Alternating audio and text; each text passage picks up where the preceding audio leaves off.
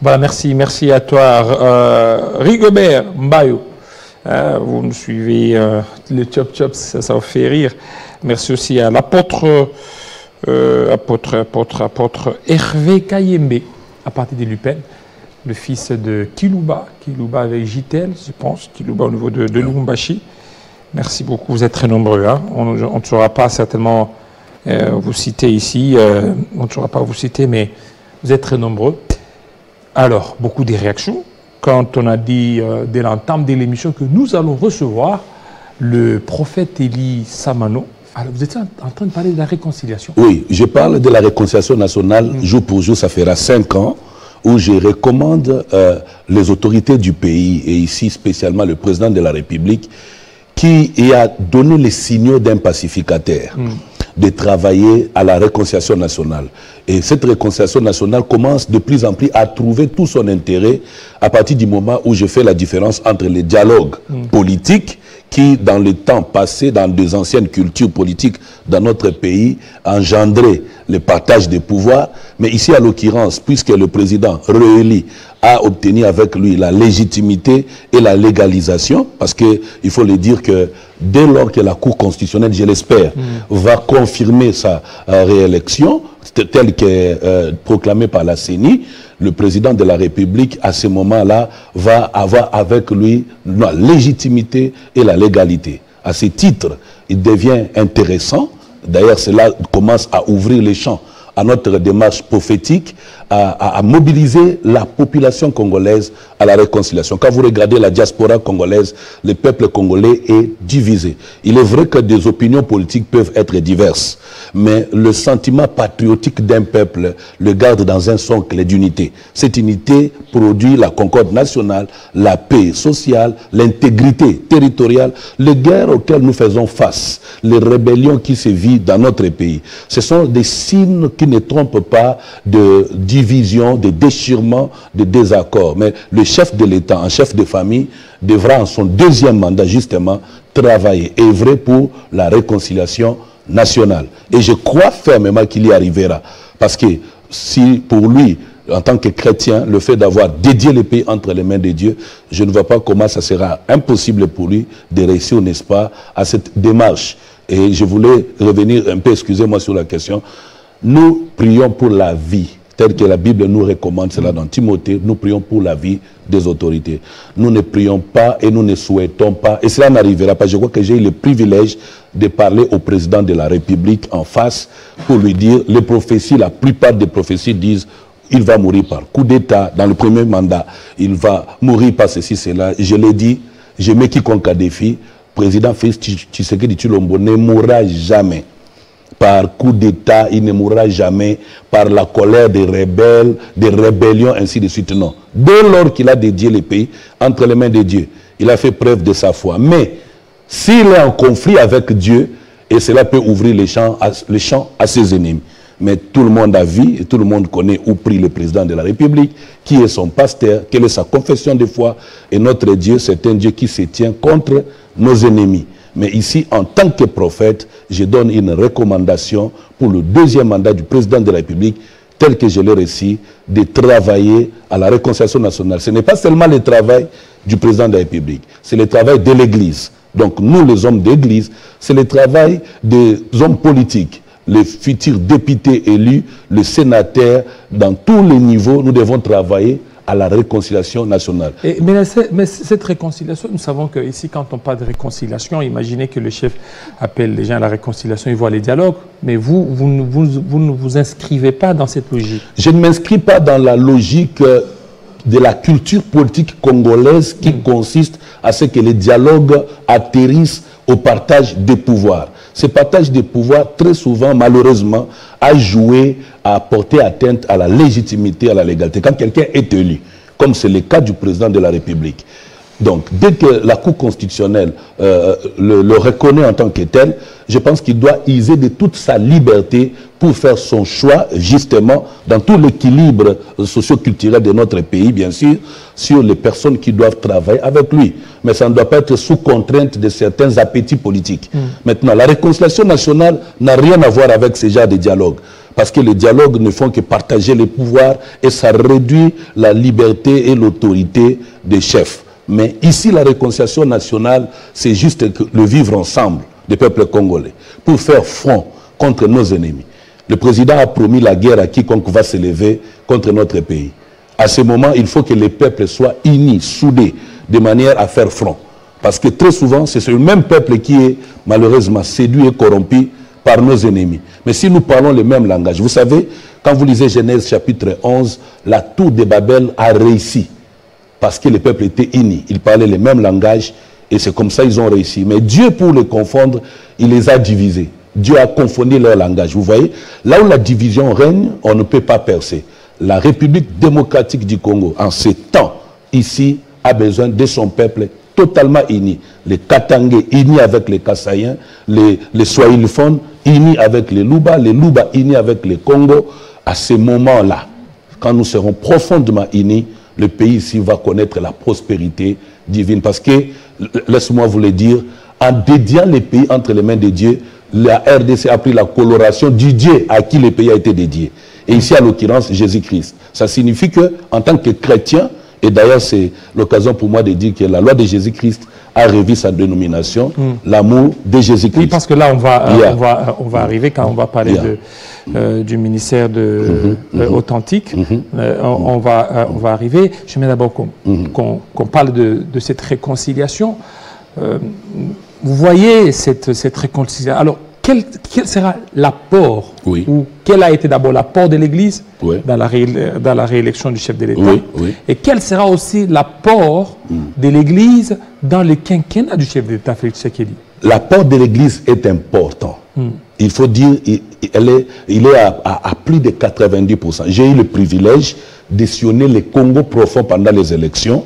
Je vous assure, ici, sans porter atteinte à la CENI, aux institutions de la République, mais je peux vous dire qu'avant les élections même, l'Église a voté Félix Tshisekedi Tshilombo. Excusez-moi, l'Église chrétienne a voté Félix Tshisekedi Tshilombo. Simplement parce que là... L'Église des réveils ou non, église? Toutes les églises. Toutes les églises. Qui se reconnaissent en Jésus-Christ.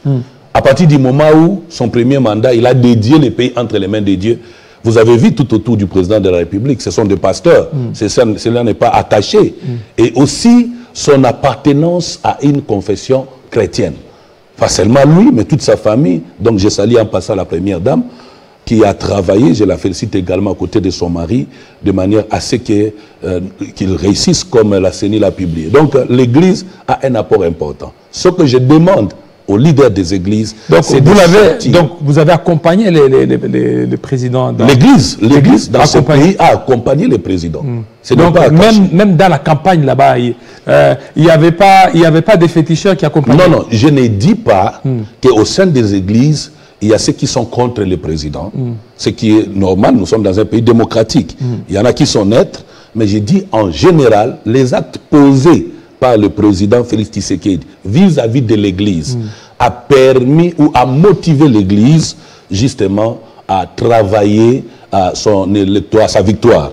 Je pense que c'est ce qui a donné plus d'avantages à sa réussite que d'autres candidats malheureusement qui se sont appuyés soit à une seule confession religieuse et ne s'étaient pas ouverts à toutes les confessions comme c'était le cas pour le président. Et maintenant, ce que l'Église doit faire, c'est que l'Église doit sortir des complexes, de l'hypocrisie et porter un discours responsable. Le président est élu, l'Église doit travailler avec le président et encourager le président à travailler pour la réconciliation nationale. Ça, c'est le message de l'Église, à la fois au président de la République, mais aussi aux hommes d'Église.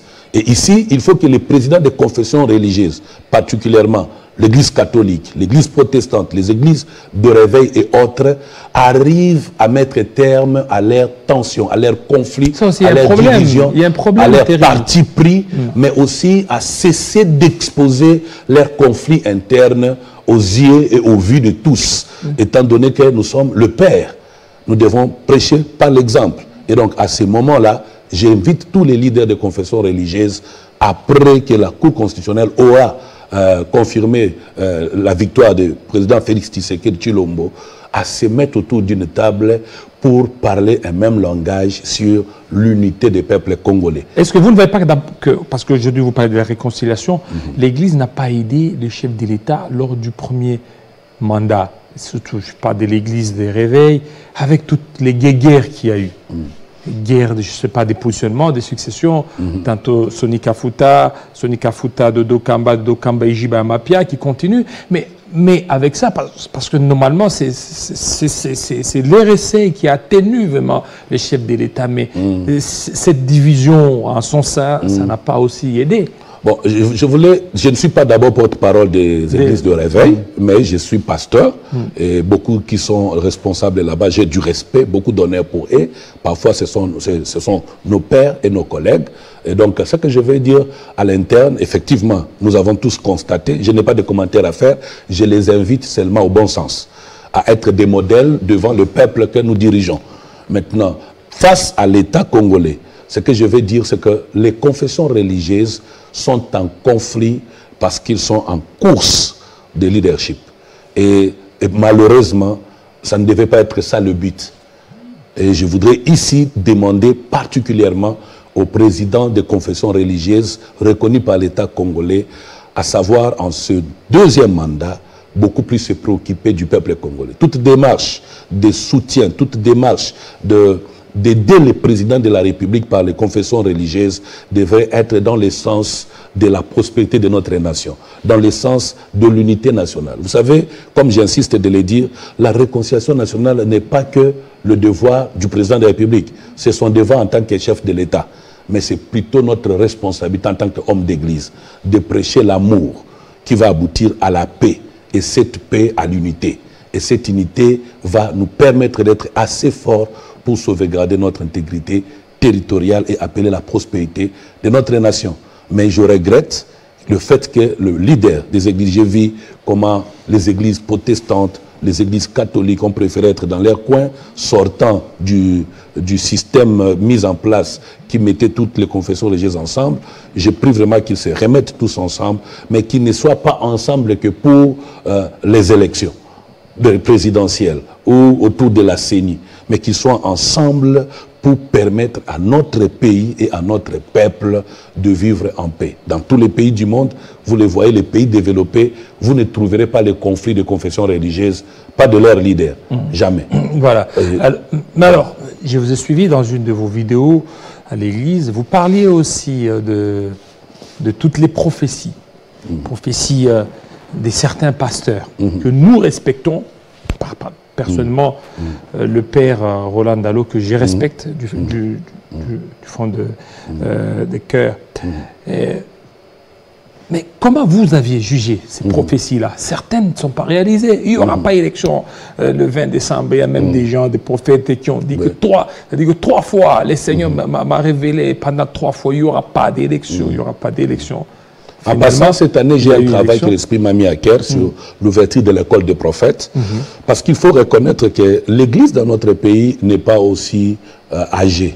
C'est une jeune Église dont la maturité est à juger. Tout ce qui se passe en termes de confusion ne sont que les signaux d'une Église ou d'un enfant qui grandit en fait, qui passe d'une étape de maturité à la maturité. Mais je reviens sur l'apôtre Dallot pour qui nous avons tous du respect. Nous l'appelons d'ailleurs Yadalo. Je crois que quelque chose s'est passé, un message important. Il a annoncé des choses que nous avions tous entendues, mais qui, dans le discours de tout le monde, passent comme des choses non accomplies. Mais justement, ce n'est pas accompli, pas que ce n'était pas vrai. Ce n'est pas accompli parce que lui-même et toute l'église, corps du Christ, après avoir reçu ce message, chacun a commencé à prier. Nous avons prié pour que personne ne meure. Nous avons prié pour qu'il n'y ait pas guerre dans ces pays. Nous avons prié pour qu'il n'y ait pas coup d'État. Nous avons prié pas seulement pour le président de la République, mais pour même ceux qui sont à l'opposition. Martin Fayoulou, comment il s'appelle, Moïse Katumbi. Nous avons prié pour Denis Mukwege. Nos prières, Dieu est celui qui exauce les prières. Vous savez, dans l'histoire, il y a un prophète, Jonas, qui a refusé de répondre à la mission de Dieu parce qu'il jugeait que Dieu était trop miséricordieux, trop compatissant. Mais voilà, il va à Ninive, il annonce, Dieu m'envoie vous dire, en commençant par les rois et tout le monde, vous allez tous mourir. C'est un message authentique qui est venu de Dieu, justement. Dieu a payé beaucoup jusqu'à les transporter par une baleine pour les jeter dans cette ville. Mais voilà, pendant que lui dormait, Dieu, le message annoncé de la mort dans Ninive a été accepté par le peuple. Et le peuple a été tellement humble. La Bible dit, si mon peuple est ce qui est invoqué mon nom, s'humilie, prie et cherche ma face. La Bible dit que depuis les rois jusqu'aux petits-enfants, à Ninive, tout le monde a prié. Ils se sont repentis de leurs péchés. Ils ont imploré la miséricorde de Dieu. Mais le prophète dormait à ce moment-là. Il n'a pas su que quelque chose s'est passé entre Dieu et le peuple. Quand il se réveille, il constate que le peuple n'est pas mort, il est fâché. Il dit, mais ce n'est pas possible, je le savais, Dieu n'allait pas le faire. Mais voilà la vérité, la repentance. Notre Dieu n'a pas intention de nous détruire. Cette fois, les justes tombent, son Dieu le relève. Jésus répond à Pierre pour lui dire, je ne te dis pas cette fois. Dieu a l'intention de pardonner nos péchés. Si le peuple s'élève et prie pour demander la clémence de Dieu, à n'importe quelle circonstance, Dieu vient en son secours. Donc je crois que quand l'apôtre Dallo a annoncé ces événements malheureux, que je confirme authentiques, qui pouvaient arriver à notre pays, nous avons tous entendu. En intercesseur, nous avions prié, lui y compris. C'est comme des coups d'État, vous l'avez dit, au niveau du premier mandat, il n'y a pas eu coup d'État. Dieu nous a fait grâce. Il faut au contraire louer le Seigneur. Il faut au contraire faire des cultes d'action de grâce. Parce que qui ne sait pas, je crois que je ne suis pas des services de renseignement, mais qui ne sait pas que notre pays, les discours d'un côté de Kagame et le président rwandais, et de l'autre côté, contre notre nation, les intentions connues, les arrestations que nous avions connues ici. Donc effectivement, le pire serait arrivé, mais Dieu ne l'a pas voulu, parce que nous avions prié à cause du fait que la prophétie avait été annoncée. La même chose j'ai vu avec le prophète Francis Tatou, qui a dit qu'il n'y aura pas élection à 4 reprises cette année.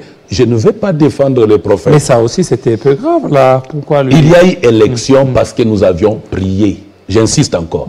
Parce qu'on a prié. Tout montrait, du point de vue prophétique, qu'il n'y aura pas élection. Mais les élections ont eu lieu parce que nous avons prié.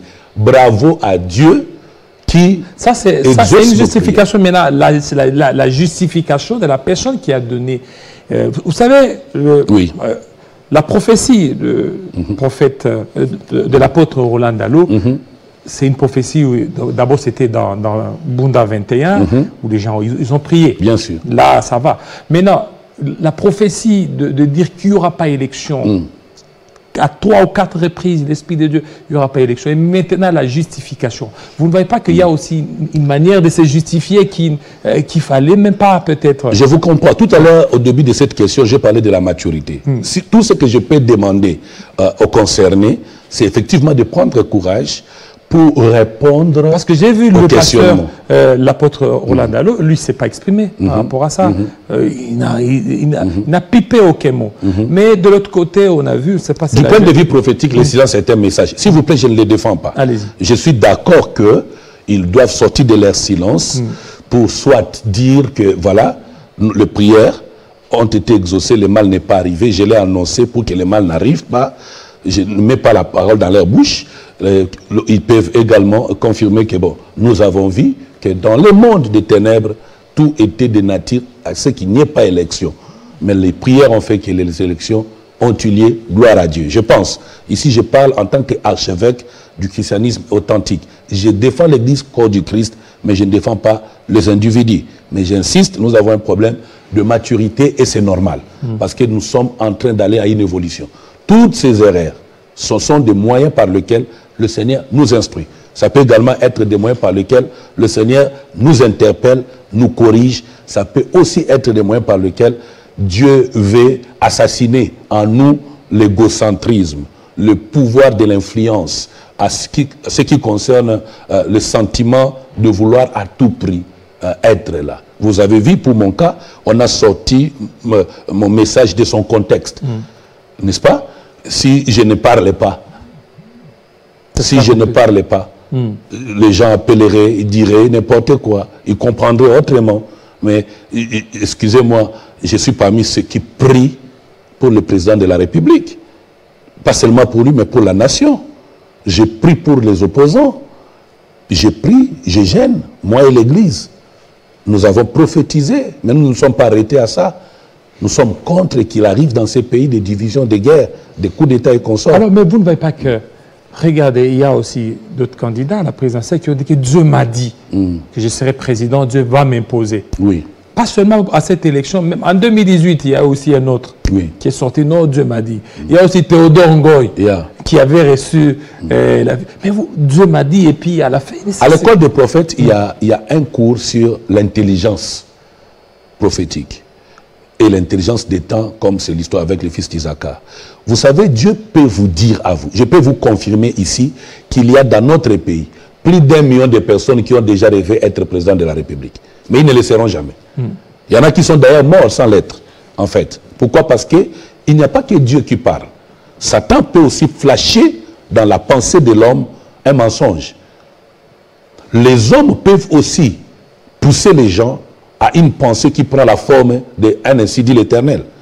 Les circonstances de la vie également, mais aussi votre révolte personnelle. Dans tous les cas, malheureusement, l'homme, dans sa limite de compréhension du langage des choses spirituelles, conclut par « Dieu m'a dit ». Vous voyez, tous les songes ne sont jamais vrais. Tout ce que nous disons n'est pas toujours forcément vrai. Nous ne savons pas souvent faire la différence entre, comme Paul, qui avait atteint une maturité prophétique au point de dire, ici c'est moi qui parle, ici c'est le Seigneur. Nous n'avons pas encore atteint cette maturité, je comprends. Même des grands pasteurs. Mais oui, maintenant il y a un problème. Je vais parler pour le cas de Pasteur Ngalassi, parce que vous en parlez. Pasteur Ngalassi a dit, Dieu lui a dit qu'il sera président de la République aux élections. Maintenant, est-ce ces élections ou le futur? L'homme n'est pas encore mort. Le cycle électoral dans ces pays n'est pas désormais clôturé. Il y aura toujours des élections. Il peut arriver dans le futur qu'il se réajuste, comprenne et s'engage à cette démarche. Mais vous savez, quand on reçoit un message, vous êtes journaliste, mais vous êtes aussi un homme spirituel. Vous savez, quand on reçoit les messages, tout de suite, les émotions autour de ces messages, la pression autour de ces messages. Jérémie dit, je suis comme une femme qui est grosse, qui souffre de douleurs jusqu'à vouloir enfanter. On tombe à des folies, on tombe à des émotions, au choc qu'on ne peut pas expliquer. Maintenant, le problème c'est qu'il va tirer des leçons sûrement, et sûrement qu'il va en tant qu'homme de Dieu parler. Mais je voudrais simplement souligner, autant pour l'apôtre Dallot que le prophète Francis Joël, Pasteur Ngalassi n'est pas un moindre. C'est un homme de Dieu qui a quitté la médecine par la conviction de Dieu pour être pasteur, qui dirige l'une des plus grandes communautés de notre pays. Qui a même démissionné des CEP Congo. Et il n'a pas réussi dans ce qu'il a entrepris jusqu'à présent, jusqu'à cette histoire d'élection. Dieu veut-il l'instruire? A-t-il mal entendu Dieu? Il va s'expliquer, si moi vous l'aurez dans votre plateau. Alors maintenant, avec ça, est-ce que le mouvement prophétique tend à s'éteindre? Parce que Dieu m'a dit, il y a des tapés à côté. Au contraire, je me réjouis de l'éveil prophétique. Parce qu'ici, ne peut plus dire Dieu a dit qu'il le veut. Ici, Dieu appelle le peuple à la maturité. Nous grandissons, je suis si fier de ça. Je suis si fier que le peuple nous critique. Je suis si fier que le peuple dévoile aussi son incompréhension. Le mouvement prophétique a pris de l'ampleur ici, dans ce pays, prophète. Mais parce que j'ai reçu aussi notre invité qui dit que c'est Dieu qui veut mettre le faux prophète. Est-ce que le fait pour Roland Dallot, Tatou et les autres de dire ça, fait d'eux? Non, il y a toujours des opportunistes. Il y a toujours des opportunistes et des ignorants qui ne comprennent pas le langage de Dieu. Les voix de Dieu sont insondables. Je vous donne l'exemple d'Ésaïe, par exemple, 38. Ézéchias, qui lui dit qu'il va mourir. C'est un prophète authentique, parce que quand vous lisez Ésaïe 6, Ésaïe reçoit un appel authentique venant de Dieu. Il parle avec Dieu. Dieu l'appelle. Dieu l'appelle, c'est authentique. Mais au chapitre 38, il dit, donne les ordres à ta maison, demain tu mourras. Il a reçu ce message de Dieu. Il a un message authentique. Mais ce qui s'est passé entre Ézéchias et Dieu, Ésaïe ne le sait pas. Ézéchias a rappelé à Dieu ses bienfaits. Ézéchias a imploré la miséricorde de Dieu. Ézéchias a demandé à Dieu de ne pas mourir. Ézéchias n'a pas contesté la prophétie. C'est ce que je voulais dire à la nation congolaise. Il ne faut pas contester les prophéties. La Bible nous recommande d'examiner et nous avons le droit de prendre ce qui est vrai, rejeter ce qui est mal. La prophétie ne fait pas d'un prophète faux à partir du moment où elle n'est pas accomplie. Parce qu'il y a beaucoup de démarches pour qu'une prophétie s'accomplisse. Il se peut que vous avez prié pour qu'elle ne s'accomplisse pas. Dans le cas d'Ézéchias, la prophétie était authentique, mais le roi a prié pour qu'il ne meure pas. Dieu dans sa miséricorde, Dieu dans sa préscience, Dieu dans toute sa gloire, dans toute sa puissance, a refusé la mort de la personne que lui-même a proposé mourir. Vous voyez? Et heureusement pour Esaïe à ce moment-là, Esaïe est resté en bonne connexion avec Dieu en même temps. Je suis sûr qu'il était aussi intercesseur, il ne voulait pas parce qu'il était prophète du roi. Sûrement qu'il a continué à prier Dieu. Tu m'as montré la mort d'Ézéchias, mais s'il te plaît Dieu, Dieu seul sait. Parce que la Bible ne le dit pas. Mais Dieu utilise les mêmes prophètes. Voilà le problème. Il utilise les mêmes prophètes pour revenir vers Ézéchias et lui dire, Dieu t'ajoute 15 années de vie. C'est ça où il y a problème. Et c'est comme ça que j'encourage les prophètes de ma nation d'être aussi humbles et courageux, mais aussi sensibles, de savoir dire, je m'étais trompé. Élisée l'a dit, je ne le savais pas. Élisée a dit, je ne le savais pas. Et ceux-là qui ne le font pas, parce que beaucoup de gens attendaient, c'est qu'il y ait des excuses, surtout des jeunes, là, qui a parlé, qu'il n'y aura pas élection 2-3 avec beaucoup plus d'insistance. Il fallait qu'ils disent, non, je me suis trompé, mais rien. Il y a un problème. Il y a un problème entre dire pardon, excuse et ne pas savoir. Parce que le prophète peut rester dans ses profondes convictions sur ce que Dieu lui a dit. Parce qu'il est recommandé au prophète de demeurer profondément loyal au message que Dieu lui a donné. Il n'appartient pas au prophète d'échanger des messages, même si celui-ci ne s'accomplit pas. Non. Il n'appartient pas au prophète. Il faut plutôt que les dieux parlent de nouveau au prophète pour dire, va dire, que j'ai changé d'avis parce que. Ce que je demande plutôt au prophète, c'est un langage prophétique. Savoir, j'étais ignorant quand Dieu a changé. Comprenez-moi. Je n'ai dit que ce que je vis, mais quand Dieu a dit autre chose, je n'ai pas vu. Excuser, demander pardon, c'est un bon sens, lié à notre culture humaine. Mais du point de vue prophétique, le prophète ne peut changer le langage que si c'est lui qui lui a donné le message, lui recommande de changer le langage. Mais aussi, Dieu peut mettre en évidence le prophète. Dieu peut éduquer et il peut instruire les prophètes par beaucoup de voix. Bien aimé. C'est vraiment un monde très contraste. Est-ce qu'il y a encore des prophètes authentiques ces derniers temps? Il y en a. Oui. Authentiques. Il y a des prophètes authentiques. D'abord, les premiers prophètes authentiques, c'est le peuple. Le peuple. Oui. Comment? Tant que le peuple ne meurt pas, c'est que le prophète est là, le prophétique est là. À partir du moment où Dieu peut parler, Dieu parle tantôt d'une manière, tantôt d'une autre. Deuxième prophète authentique, la nature.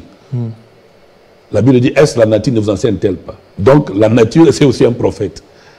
Donc il y a encore des prophètes. Maintenant des hommes, oui. Malheureusement, nous ne connaissons des prophètes que ceux qui ont travaillé à leur réputation. Or, il y a beaucoup de types de prophètes.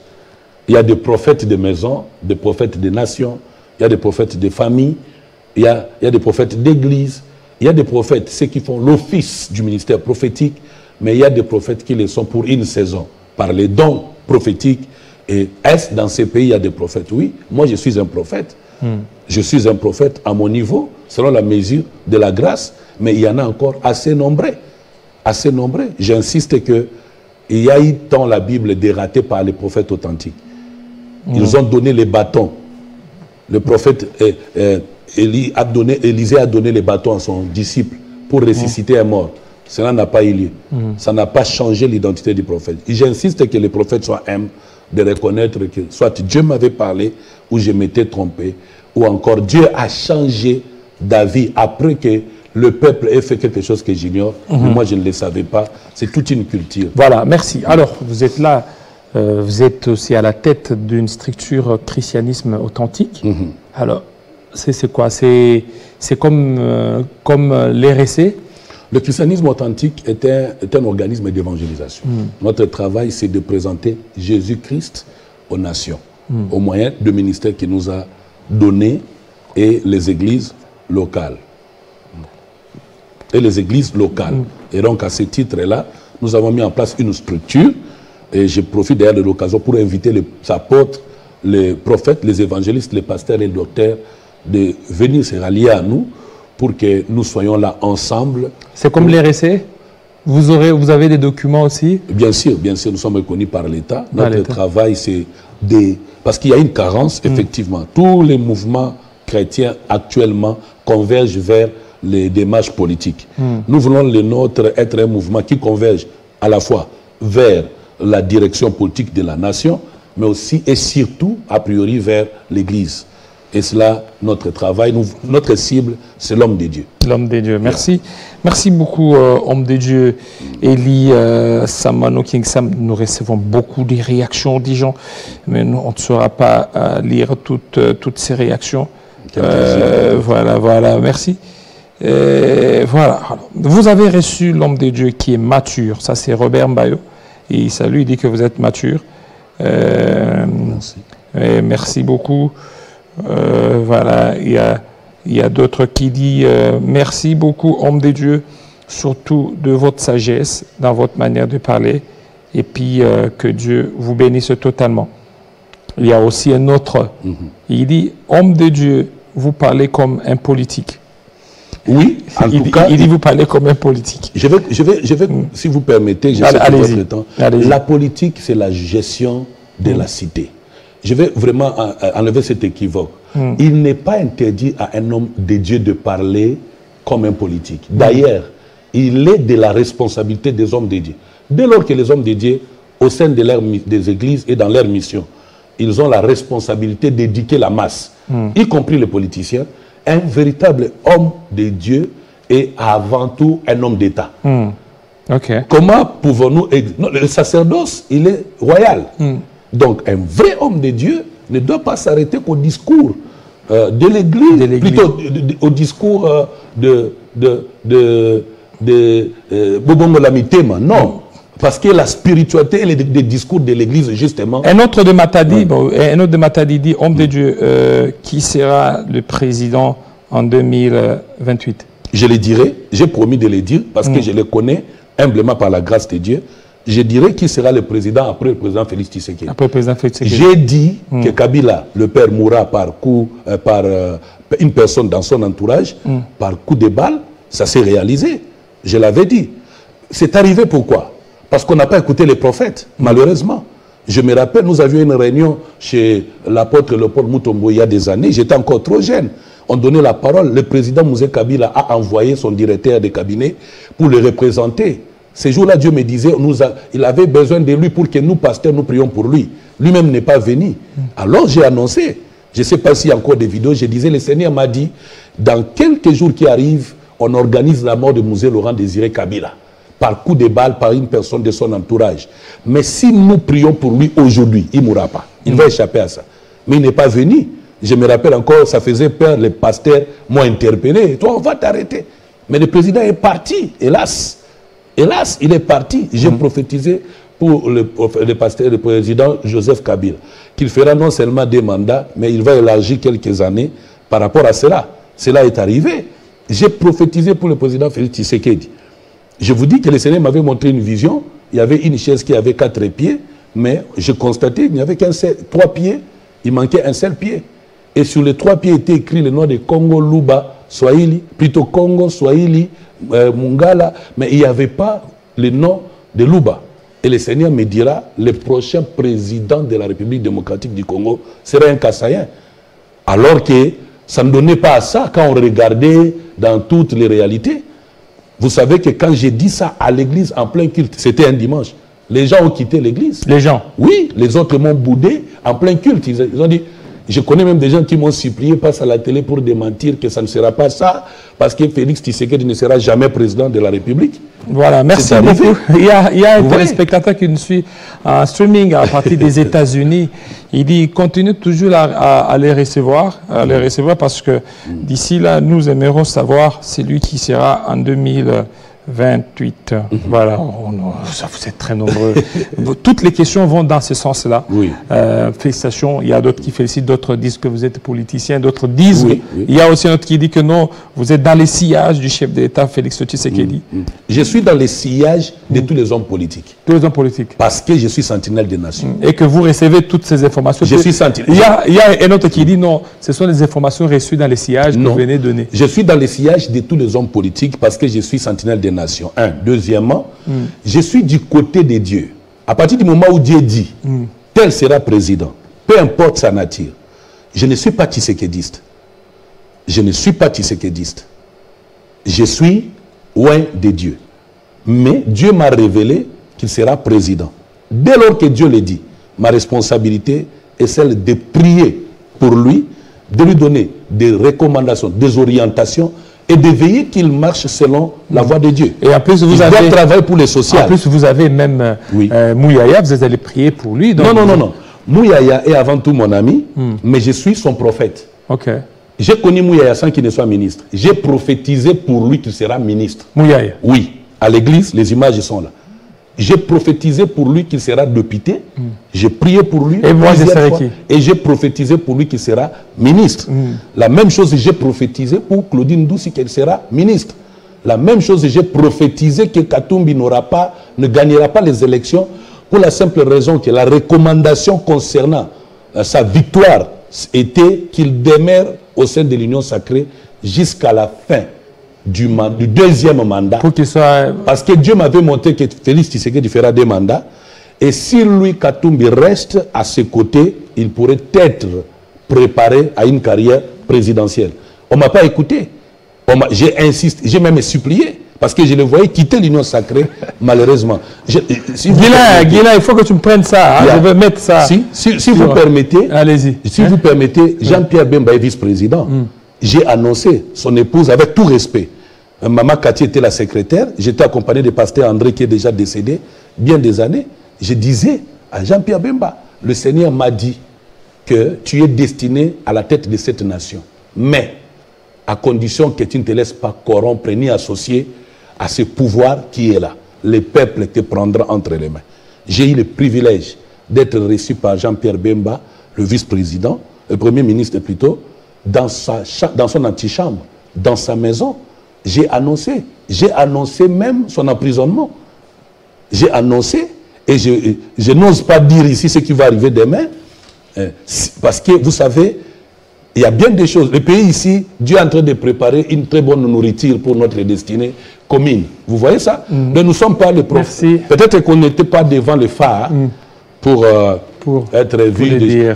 Mais au moins, nous faisons notre travail pour la gloire du Seigneur. Donc, je demande au peuple congolais de prier pour le président réélu et de ne pas suivre la voie de la rébellion ou de dissidence. Je conseille Nanga, à qui j'ai donné des prophéties, d'ailleurs à son épouse, à une période où ils avaient des problèmes de maternité, à Salongo, chez son pasteur, Thierry Kilapi. Je lui conseille et je prie que l'Esprit Saint l'aide à discerner que Kabila le Père a amené avec lui les étrangers pour faire face à Mobutu. Kabila le Père est mort sans accomplir la mission. Corneille Nanga a toute sa place au sein de cette nation pour faire une démarche républicaine en vue d'accéder s'élever au pouvoir, beaucoup. Et à ceux qui ont perdu les élections, je voudrais leur demander de ne pas s'articuler à la dissidence, mais aux voies légales. Et aussi à savoir qu'on ne marche pas sur un peuple. On ne doit plus inciter dans ces pays les peuples à la mort. Au président de la République de travailler à la réconciliation nationale et au social du peuple congolais. C'est ça. Merci beaucoup. Alors vous êtes nombreux. Je pense j'ai résumé toutes les interventions des internautes, des gens qui nous appellent. Je les résumé en 3. Et l'homme de Dieu a répondu. Merci beaucoup, homme de Dieu. Merci. Je fais à vous. Merci. Alors, vous avez changé le nom de l'église? L'amour de Jésus-Christ. Pourquoi vous avez changé? Bon, j'avais juste plus de proximité. En fait, la loi de Jésus-Christ, c'est ça l'amour. Vous voyez, quand vous lisez Jean 13, 34, 35, Jésus dit, je vous donne un commandement nouveau, aimez-vous les uns les autres. Comme il y a confusion, les gens connaissent beaucoup la loi de Moïse, qui est condamnée. Alors je voulais juste donner l'interprétation de la loi de Jésus-Christ qui n'est rien d'autre que l'amour. Même dans les documents, vous avez tout ça. Bien sûr, nous sommes dans ça. Merci. Là, maintenant, vous êtes au niveau d'Engalema. Mongafula aussi. Mongafula, nous sommes sur terrain de foot de Tumba Mongafula. Nous sommes en Ngalema sur avenue Ngouma numéro 8. L'église alors, nous sommes voisines de Madjabou. Et nous sommes à Lemba également, Salongo. Donc nous sommes par-ci par-là. Merci, merci beaucoup. Alors, on va recevoir un politique. Il sera là. Avec lui, on va terminer l'émission. Oui. Alors, tout de suite, c'est tout de suite.